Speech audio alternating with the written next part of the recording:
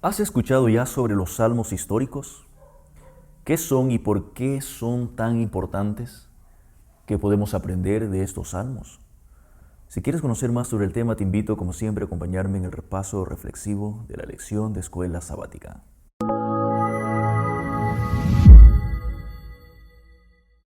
Hola amigos, soy el pastor Víctor Correa y recibe con mucho cariño un fuerte abrazo hasta el lugar donde te encuentres viendo este video. Estamos felices porque son muchas las personas que se van sumando cada semana a este canal. Personas así como tú que tienen el deseo de seguir creciendo espiritualmente, pero además el deseo de recibir cada semana un repaso más reflexivo y aplicado a la vida práctica, tomado de la lección de Escuela Sabática. Así que te invito a suscribirte a este canal totalmente gratis y si te gusta este repaso, compártelo con tus hermanos de iglesia.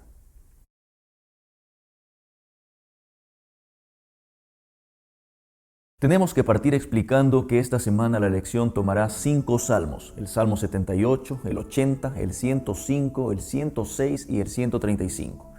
¿Qué tienen en común estos salmos?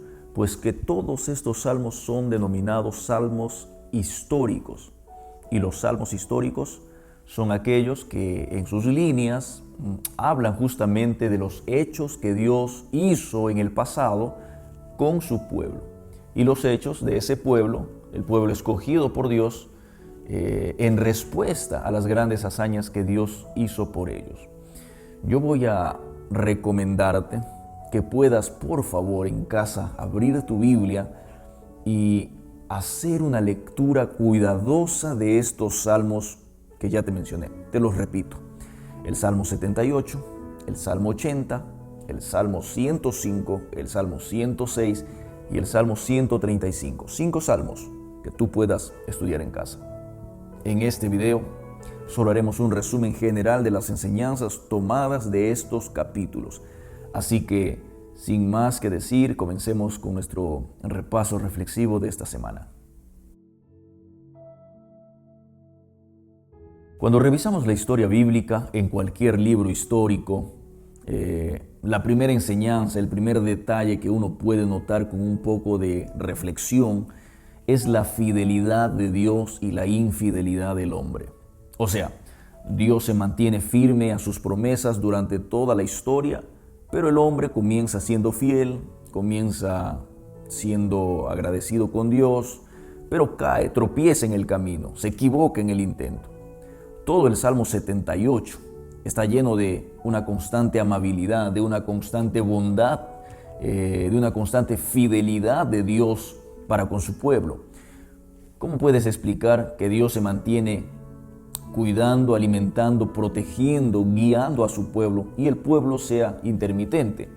Es decir, que Dios se mantiene fiel, pero el hombre a veces sí y a veces no. Sabes, amigo, Dios no puede dejar de ser Dios. Y Dios por naturaleza es un Dios de amor, de justicia, de fidelidad. Ahora, esto no nos puede llevar a considerar permitido seguir ese comportamiento.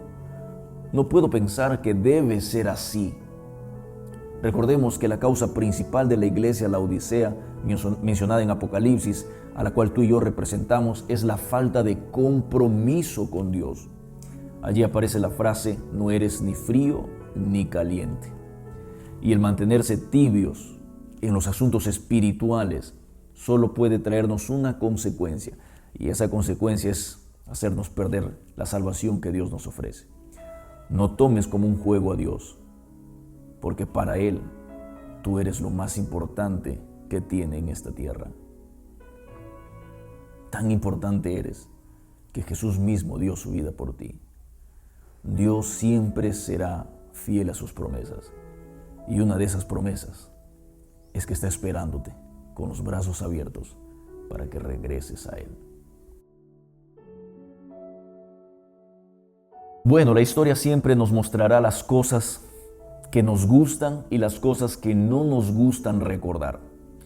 La historia bien contada es una manera de ver lo que hicimos bien y lo que no hicimos bien. Pero querido amigo, tienes que entender algo sobre la historia bíblica. No es que Dios nos muestra la historia con el deseo de hacernos sentir mal, hacernos sentir culpables y tristes cada vez que nosotros veamos la historia, nos sentimos avergonzados. Ese no es el propósito de Dios.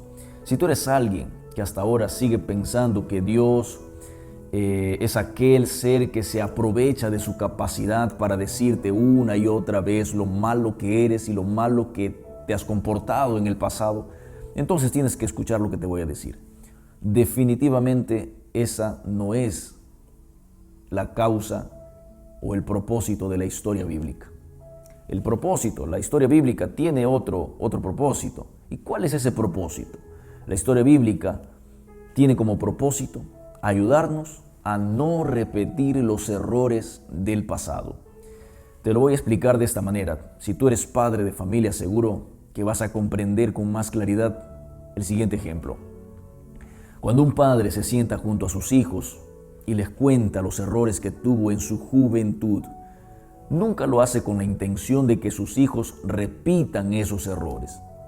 La intención justamente es todo lo contrario, que sus hijos no transiten, no se equivoquen, no pasen por los mismos errores que sus padres tuvieron en su juventud. Entonces, cuando en la palabra de Dios, y ahora que estamos revisando los salmos históricos, cuando en estos salmos vemos las muchas equivocaciones que tuvo el pueblo de Dios y se menciona dentro de los salmos, es para que tú y yo podamos abrir los ojos y no caer en el mismo lodo del pecado y no caer en la misma trampa de los dioses ajenos y paganos, no caer en la equivocación de la infidelidad, en el engaño de la autoconfianza personal y la desconfianza en Dios. Amigo que me escuchas, no cometas los errores del pasado. El Salmo 105 se asemeja mucho al Salmo 78, porque ambos capítulos muestran la fidelidad de Dios. Pero este Salmo, el Salmo 105, lo hará mostrándonos una intención más animosa. Te lo explico de esta manera. En este Salmo, Salmo 105, se muestra cómo Dios bendijo a los patriarcas, a aquellos grandes hombres de Israel como Abraham, como Isaac, como Jacob. Pero las bendiciones de Dios para estos grandes hombres vino como consecuencia de su perseverancia. ¿Lo escuchaste bien? Como consecuencia de su perseverancia. Y básicamente la perseverancia se puede resumir en una frase. Escúchame bien. La perseverancia es saber esperar los tiempos de Dios. La perseverancia no es luchar contra los planes de Dios. La perseverancia bíblica es saber que muchas veces habrán otras formas de obtener tus metas, pero si no están bajo las normas de Dios, no debes transitar por ese camino. Cuando tengas estas dos opciones delante de ti, me refiero a poder apresurar, adelantar, ayudarle a Dios a obtener bendiciones para ti.